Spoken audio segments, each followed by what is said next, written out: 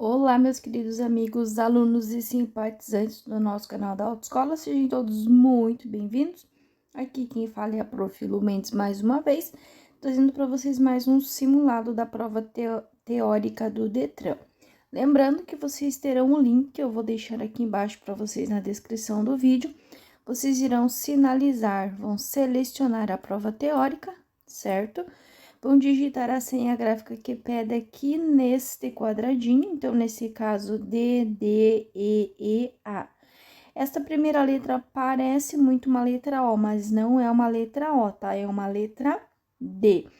E daí aqui do lado vocês vão ter as letras possíveis letras que podem ter aqui, que é o A, B, C, D e E. Então, vocês irão digitar a senha gráfica e depois irão clicar no iniciar. Lembrando que aqui vocês têm uma prova com 30 questões, das quais vocês precisarão acertar pelo menos 21 para obter a aprovação, num tempo de 50 minutos. Lá no dia, na hora da prova teórica, esse teclado que aqui a gente está usando de forma virtual, lá vai estar de forma física. Então, a pessoa responsável pela prova vai deixar o computador pronto para vocês. Essa senha gráfica é a própria pessoa quem vai digitar. Vocês irão sentar na frente do computador e para iniciar a prova, vocês irão clicar no botão iniciar. Quando vocês iniciar, ele vai começar a contar o tempo. Lembrando que antes disso, vai estar toda ali a descrição, como fazer a prova, como que funciona, como que é. E o tempo de 50 minutos só irá contar quando vocês clicarem na opção iniciar. Então, clicou em iniciar, ele vai iniciar a prova de vocês.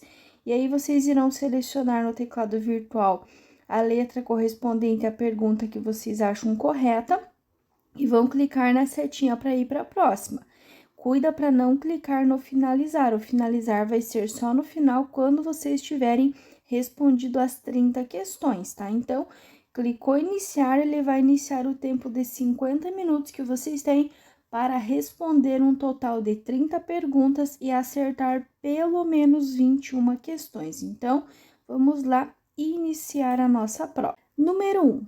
Não havendo proibição expressa pela sinalização, os ciclistas podem circular. Lembrem-se que tudo o que tem roda, roda na rua. Então, as bicicletas irão rodar na rua, sim, sempre junto com os carros, sempre no mesmo sentido e sempre com prioridade. Não esqueçam, com prioridade em relação aos veículos automotores.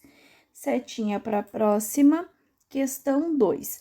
É necessário contar 60 passos longos para sinalizar o local de um acidente.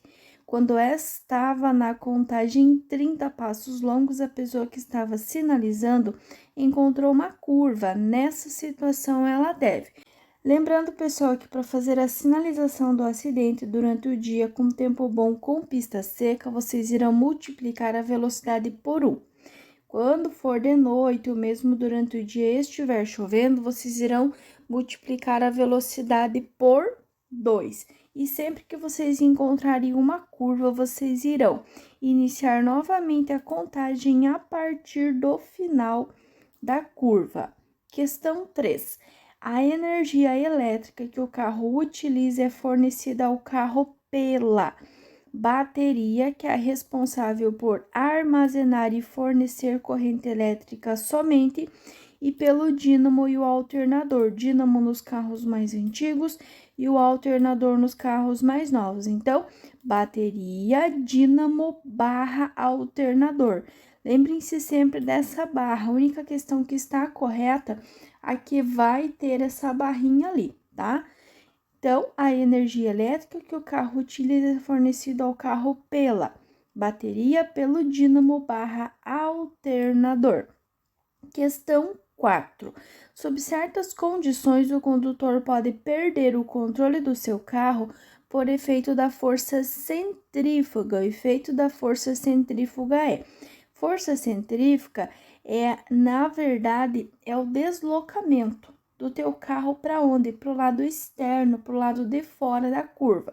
Então, a força centrífuga, quando tem e você vai passar por ela, ela vai ter a tendência de jogar o teu carro para fora, para o lado externo da curva. Então, lado externo e lado de fora é exatamente a mesma coisa. 5. Transitar com o veículo em ciclovia ou ciclofaixa é.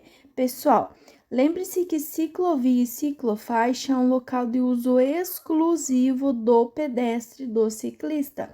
Transitar com o teu veículo em ciclovia ou ciclofaixa vai colocar a vida das pessoas em risco. Se coloca a vida das pessoas em risco, é infração de natureza gravíssima, sujeito a multa. 6. As calçadas ou passeios públicos são espaços do pedestre, certo? Seu uso por veículos é permitido apenas, não é para carga e descarga, nem para circulação de ciclomotores, muito menos para parada de táxis. É apenas para acesso a estacionamentos ou garagens.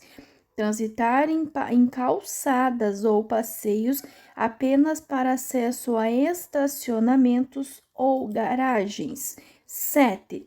Segundo o Código de Trânsito Brasileiro, as vias urbanas classificam-se em: primeiro, o que são vias urbanas? Vias urbanas são todas as vias que estão dentro da cidade.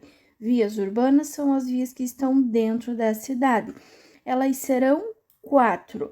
No caso, vão ser locais, coletoras, arteriais e de trânsito rápido.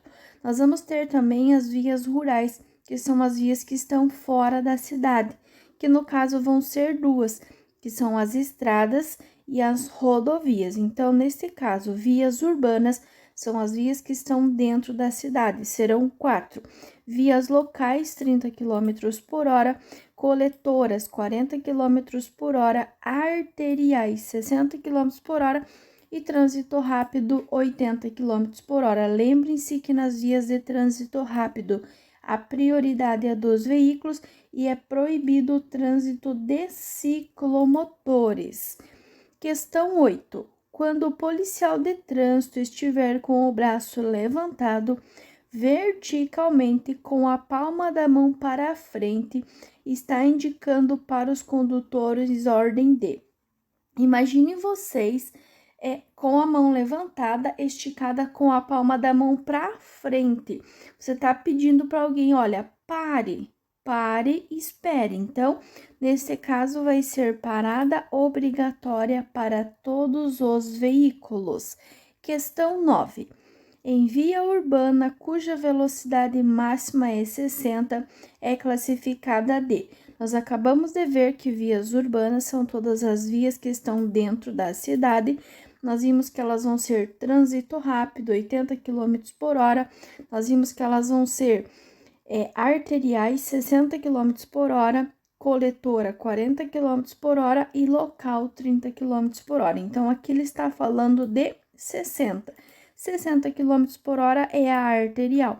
Trânsito rápido é 80, coletora é 40, local é 30 e arterial vai ser 60. Lembrando que esta é a velocidade máxima, a velocidade mínima será sempre a metade. Questão 10. Com relação ao trânsito, é legalmente assegurado ao cidadão brasileiro o direito de reservar com cones sinalizadores local para o carro junto ao meio-fio? Não. Repreender um idoso que continuar atravessando a rua? Também não. Estacionar o automóvel mesmo em local não permitido? Também não. Vai ser a letra D, solicitar ao órgão competente a instalação de semáforo em cruzamento perigoso. Com relação ao trânsito, é legalmente assegurado ao cidadão brasileiro o direito de solicitar ao órgão competente a instalação de semáforo em cruzamento perigoso. Questão 11. O condutor deve manter constantemente sua atenção na direção do veículo. Alguns fatores diminuem a concentração e retardam os reflexos na condução do veículo. A ação que deve ser evitada, pois pode afetar a concentração do condutor, é conversar ao celular no modo viva voz? Sim, com certeza. Conversar, usar o celular em qualquer momento, mesmo sendo no viva voz, ele vai atrapalhar, sim, a atenção do condutor na direção e isso, infelizmente, poderá resultar em acidente.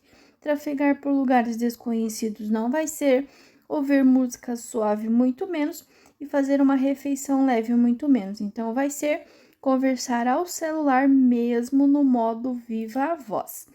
Questão 12. O motorista educado que pratica comportamentos humanos adequados no trânsito deve entender que seus direitos são mais importantes? Não. Proceder com parcialidade? Também não. Fazer uso da comunicação amigável, avisar e ajudar? Sim, com certeza. Proceder com humildade procurando dirigir rápido? Não. Então, a resposta correta neste caso vai ser fazer o uso da comunicação amigável, avisar e ajudar sempre. Questão 13. O condutor que tiver sua carteira nacional de habilitação cassada poderá se candidatar à reabilitação após. Pessoal, lembre-se que a carteira cassada é aquele condutor que perdeu todas as categorias, todos os anos de categoria, todos os cursos, é aquele condutor que voltou a estaca zero. Ele pode se reabilitar? Pode, decorridos 24 meses do efetivo cumprimento da pena. Essa resposta também poderia ser 2 anos. 2 anos ou 24 meses é a mesma coisa. Cassação, 2 anos ou 24 meses. Cassação, cassada, 24 meses ou então 2 anos.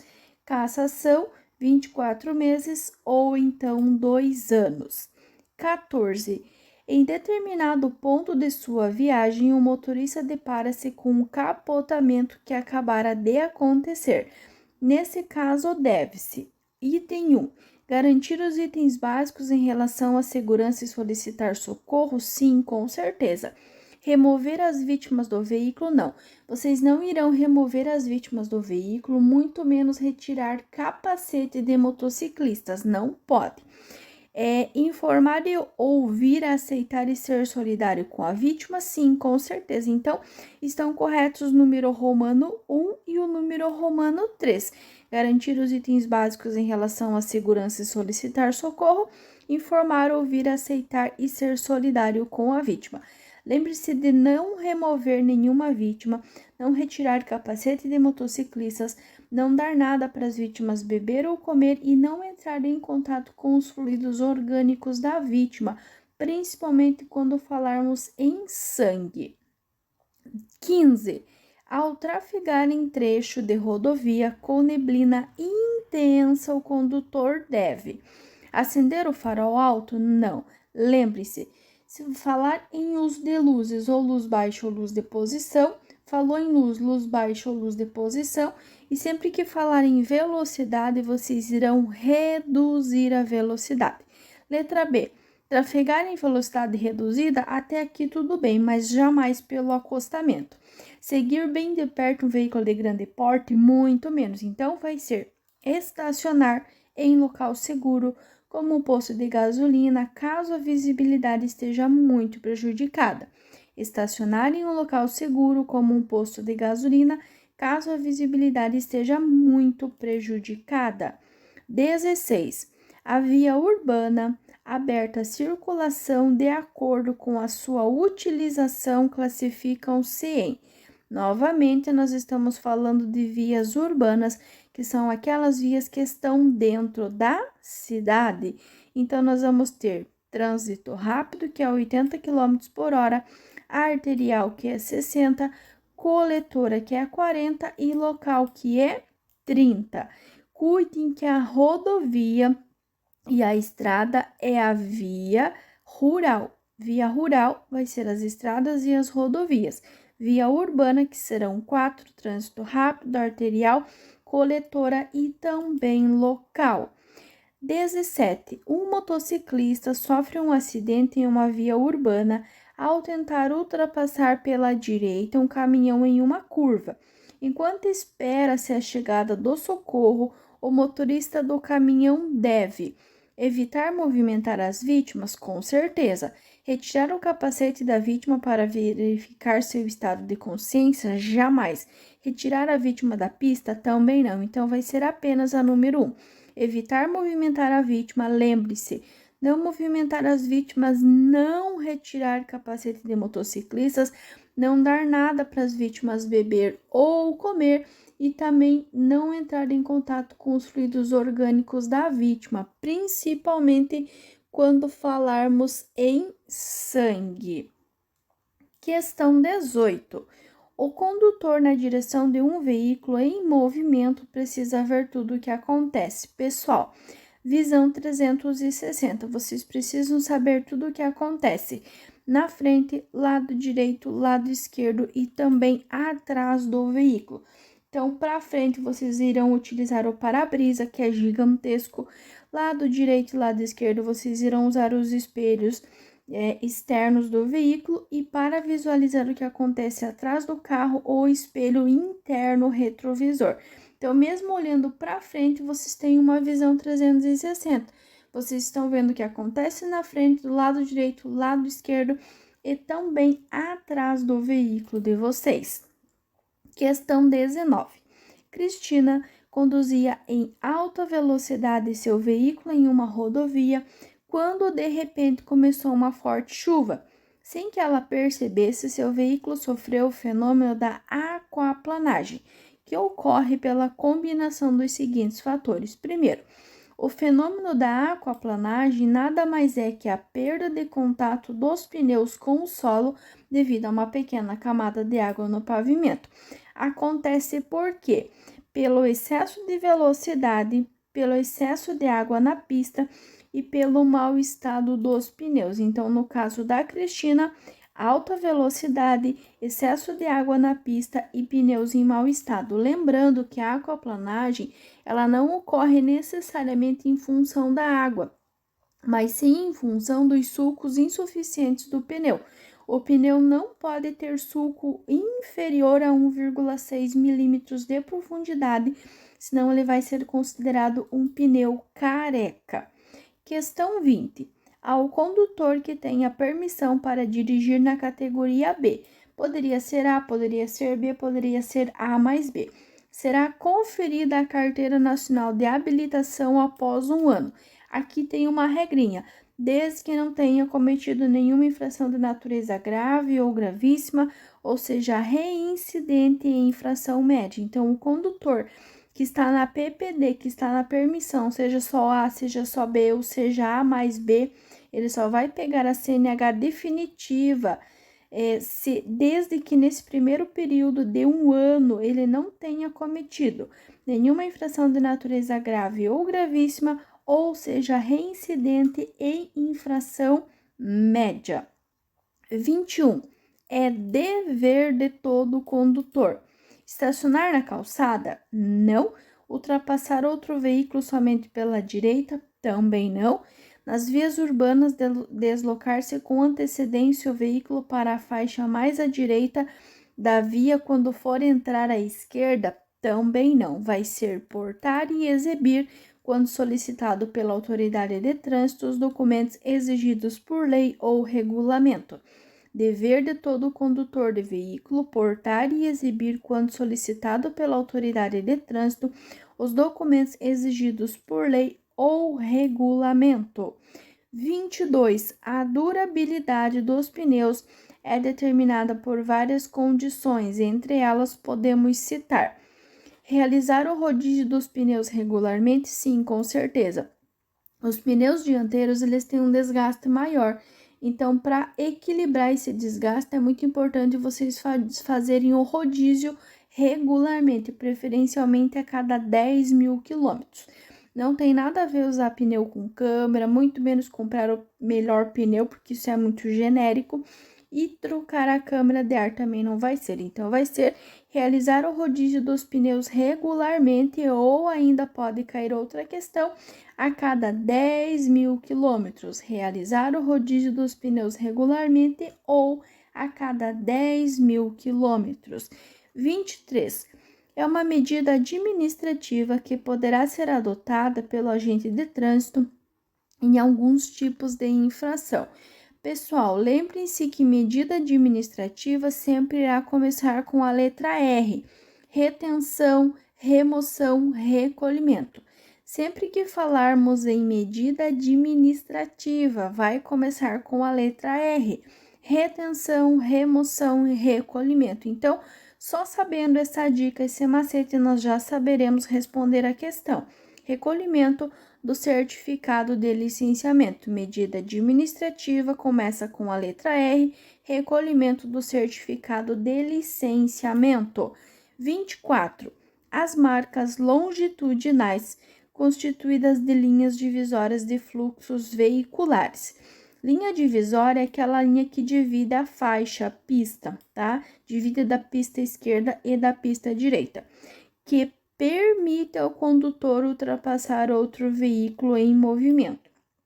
Então, as marcas longitudinais constituídas de linhas divisórias de fluxos veiculares que permite ao condutor a ultrapassagem.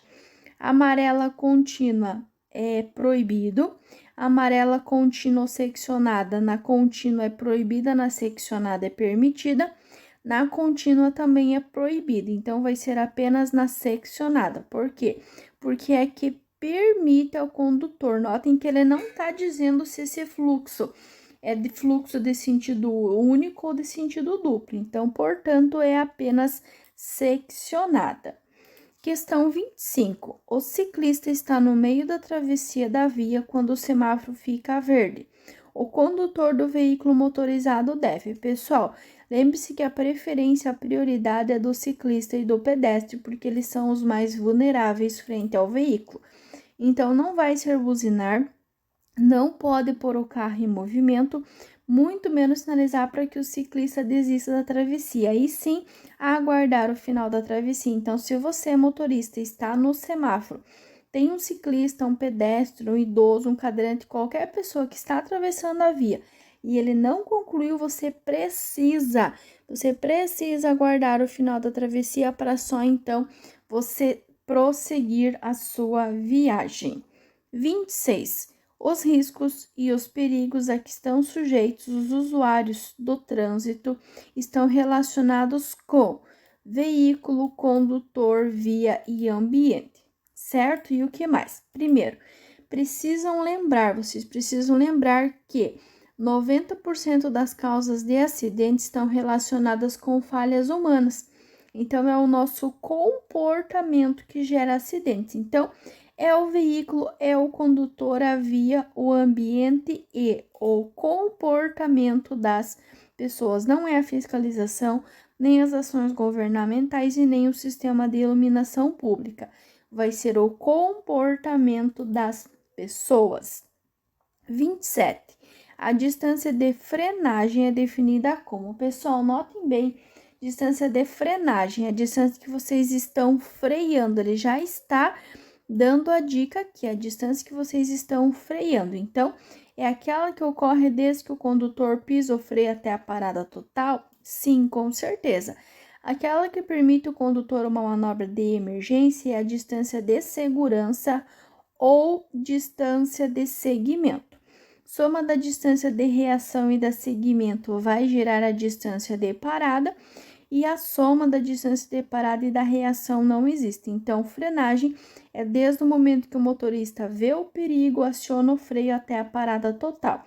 Aquela que ocorre desde que o condutor pisa no freio até a parada total do veículo.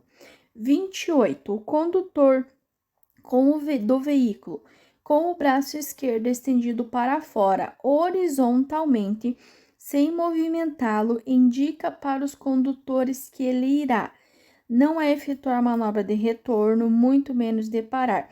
Vai ser de dobrar à esquerda. Notem bem, o braço dele está estendido para fora horizontalmente. Se fosse dobrado para cima, seria para a direita, mas como está apenas esticado para a esquerda, ele tem a ideia ou a intenção de dobrar à esquerda. Então, aqui nós vamos ter a questão 29. A questão 29 diz o seguinte: considere as situações abaixo relativas à parada de veículo. Parar o veículo no acostamento, parar o veículo em ponto e parar o veículo afastado a 60 centímetros da guia da calçada. E ele quer saber aonde que ocorre infração de trânsito. Nós vamos ter infração de trânsito apenas na número 1 e na número 2. Parar o veículo nos acostamentos e parar o veículo em ponte. Parar o veículo afastado a 60 centímetros da guia da calçada ou do meio-fio não é considerado infração de trânsito. Então, nós temos infração de trânsito apenas no número 1 e no número romano 2. E questão 30, analise as afirmativas abaixo. 1. O veículo que trafega dentro de um túnel deve ter seu pisca-alerta ligado? Não, não deve. O condutor, ao se defrontar com um forte vento transversal numa rodovia, deve manter a velocidade alta? Também não.